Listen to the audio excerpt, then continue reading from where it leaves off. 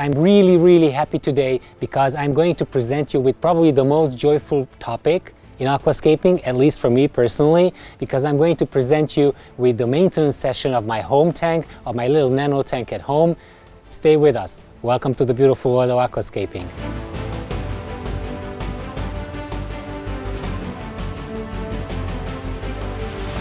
And why do I say that this topic gives me a lot of joy? I'm going to explain to you later, but before we do that, I'm going to remove these tops of cardboard boxes from here. I'm going to tell you why I have them on, but before that, let's switch on the light. Oh yeah!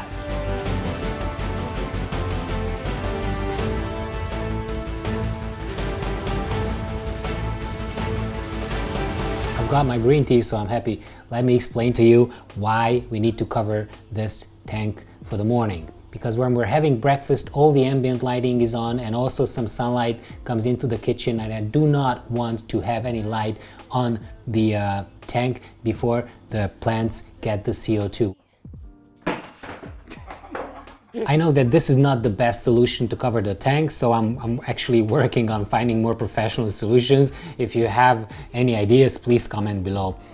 But other than that, plants don't want to photosynthesize when there's no CO2 in the tank, because you're gonna have problems, you're gonna have CO2 related algae, even though you have pressurized CO2. Sometimes I just feel bad because I come to the kitchen to make a tea for us, and you know, it's very dark here in the morning. So you're afraid to turn on the lights? Yeah, I feel that I make something very bad thing when I turn it off. I didn't want the aquascaping to influence your morning routine, honey. I'm sorry about that. It's just too dark and we really need to do something with this. We don't have any CO2 related algae here, so it's fine. Oh, okay, so we don't have to use it anymore, it means, and I can use the light, because, you know, I love when I see things in kitchen. Yeah, sure, let's try what's happening if we turn on the lights without covering the tank. If we're gonna have any CO2 related algae, then we're gonna know that it's because of the ambient lighting in the morning. Not because of me. Yeah, we're gonna say it's because of Dory, right?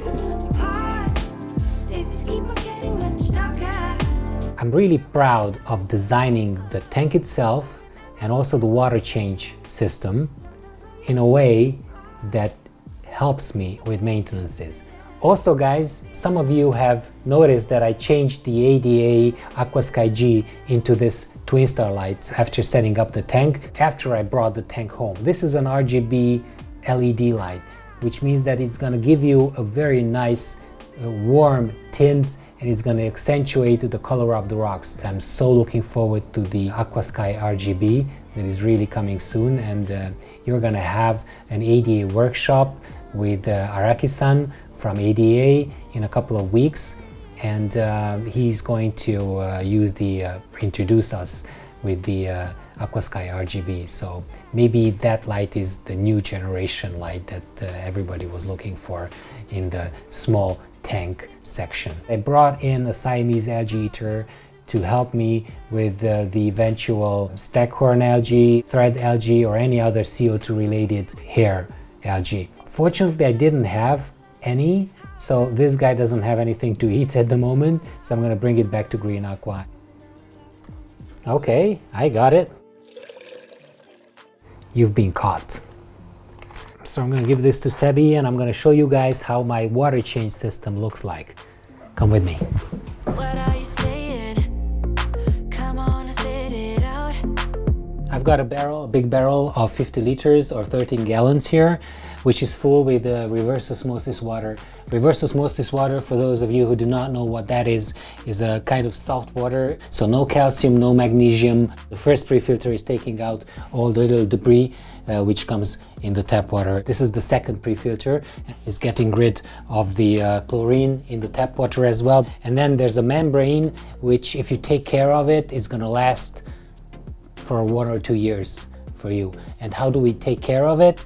The membrane itself should be actually cleaned by rinsing it before you start producing the RO water, and after you've finished producing the RO water by opening this tap, which is at the top of it. So right now the tap is in open position. That means that the surface of the membrane will be rinsed and it's going to be cleaned by the water. You have to open the tap and then you have to change that lever into the closed position, which will stop the water from going into the sink and will let the water go into your reverse osmosis system. What you can hear behind me is already the bad water being rinsed from the membrane coming through the red hose. The good water is already started dripping. And when I close this tap here, after a while you can see that this has already started to flow.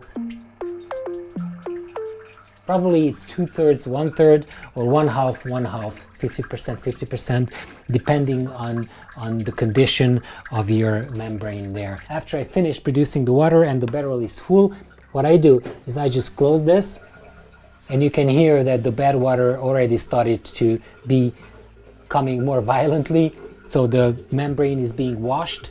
And after I'm done, I'm just gonna close the tap and I'm finished. You don't need electricity, you don't need anything. This whole reverse osmosis system will need cold water to operate, so do not put any warm water into the system. Let me talk about how the water change system, the barrel itself, is mounted.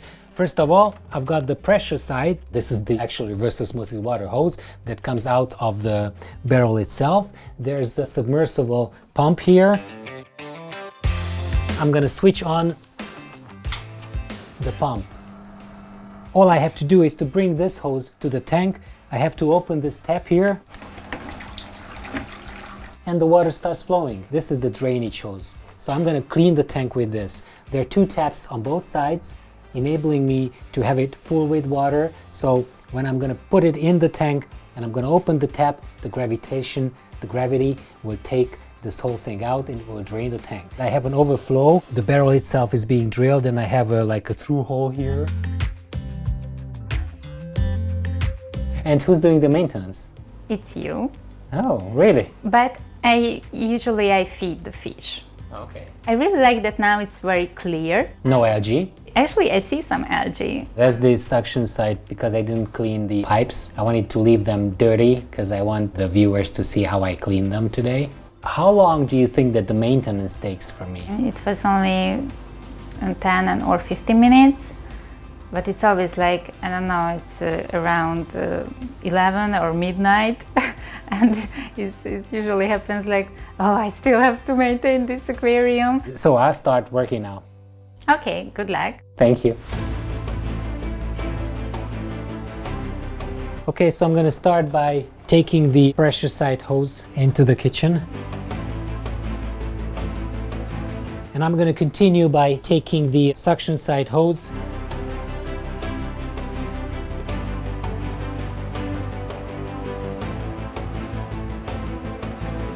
And then here's the suction side hose and I can start draining the tank. But before I do that, I'm going to take the algae scraper and I'm going to clean the glass really quickly. I'm going to stop the filter first. As I said, there's no algae on it, but there's some organic residue.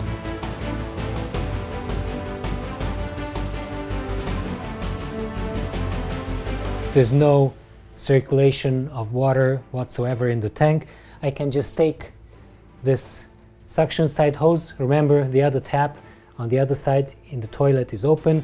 I'm just going to stuck this in, open the tap, and you're just going to gently move the hose itself above the substrate, cleaning everything that I see, taking out all the debris, all the floating organic things that were stirred up by the movements of my hand.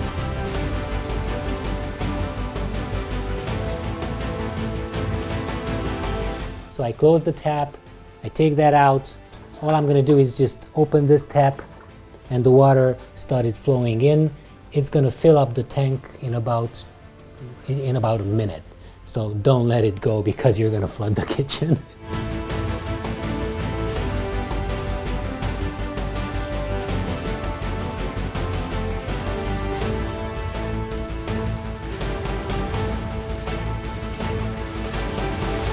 When you don't hear the sound of the lily pipe, you're in trouble. That's when you're gonna flood the kitchen. So no sound is bad in the aquarium hobby.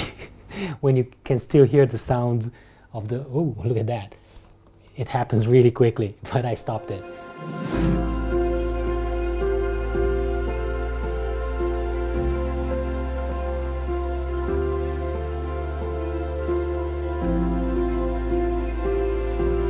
This was the quick maintenance session. This whole thing should not take more than 10 minutes, probably regardless of your tank, because if you have a bigger tank, you should just get a bigger water pump and you can change the water from there quite nicely. So let's start doing the big water change, the big maintenance now.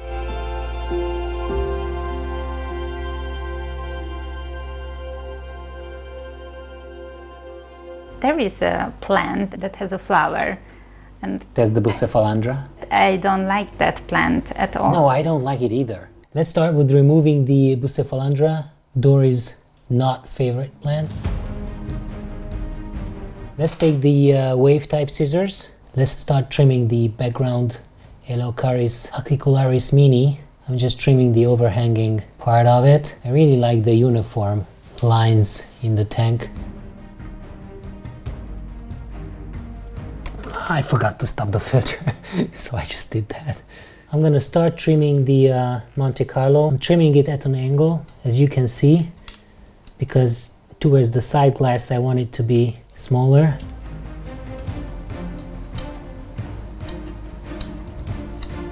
It's quite satisfying, isn't it? This is also very high here. I'm trying to take out the Monte Carlo from the sand. I want to keep the background visible, nice and clean.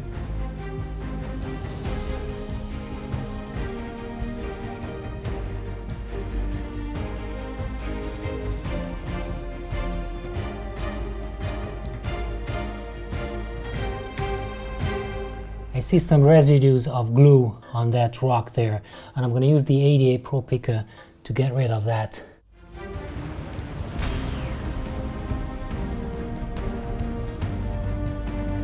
Some of you guys have asked me what do I use on the left side of the tank there in the background, and that is the ADA Vupa. It's a surface skimmer. It looks very good.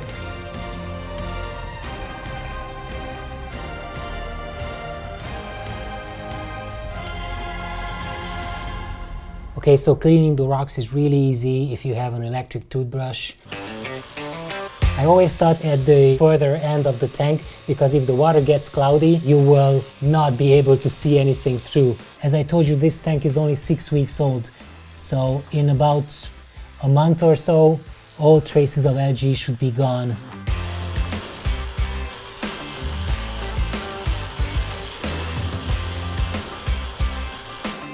I'm really happy that I glued these rocks during the setup process. So I strongly advise you to have a sturdy, very stable hardscape, because it's much easier to maintain in the long run.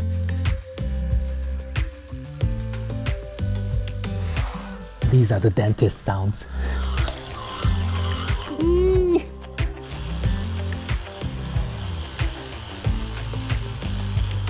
Don't show me from that angle, are you crazy?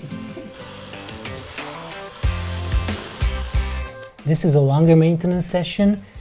It takes about an hour to complete.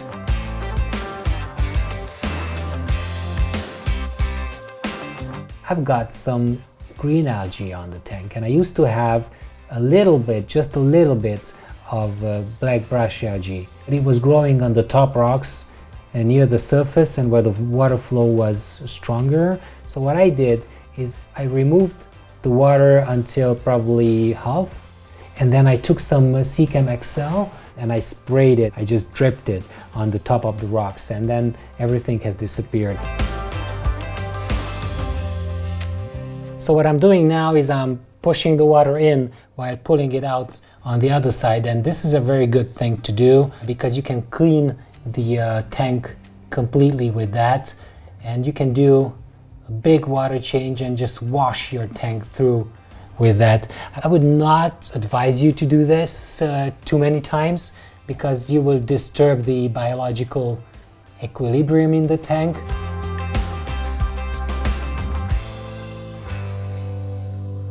We need to clean the lily pipes now. I have two kinds of brushes to help me cleaning the hoses and the lily pipes. ADA spring washer, which is a great little tool. This brush comes from Eheim and is good to clean the long hoses. So I'm just gonna push it in a bit all the way. You can see that it already cleaned it. It's stuck. Okay, the last centimeters. Whoa. Okay, ready. There's the diffuser, the CO2 diffuser, and I had to bleach that. We have a solution for that. ADA Superge. Good thing about the kitchen tank is that you have the tank right close to the tap. All I have to take care of is the bubble counter solution. I don't want that to be spilled. I'm trying to keep it in a vertical position. I'm going to leave this whole thing there for about 5 minutes. Algae has started to get yellow very, very fast here. This thing works. This has a lot of chlorine. It's very dangerous. So you really need to rinse it. And I'm gonna clean the sink now. Dory's gonna be happy.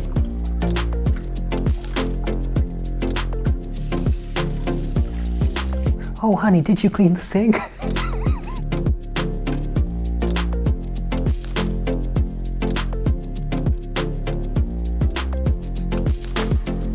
There are no real bacterial colony living in these sponges, so you shouldn't be afraid of the chlorine.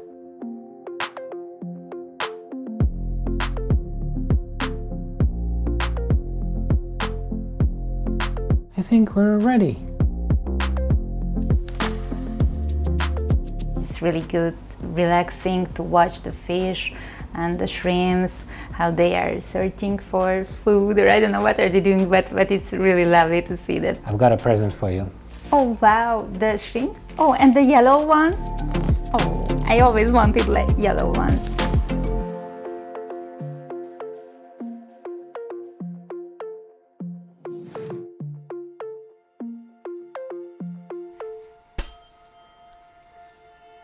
Cool.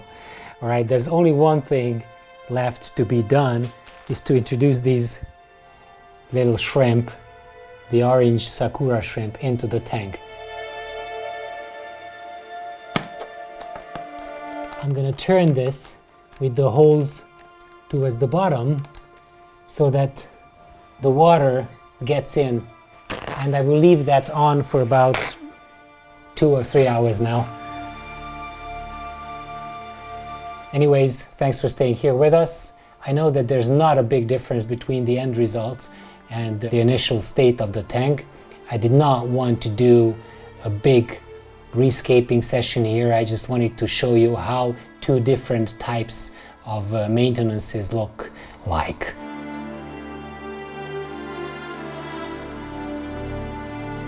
We'll see you next week. Please hit that like button if you like this video. Subscribe to the Green Aqua channel if you didn't do so yet. Hit that bell button if you want to get notified of future uploads. Until next week, goodbye.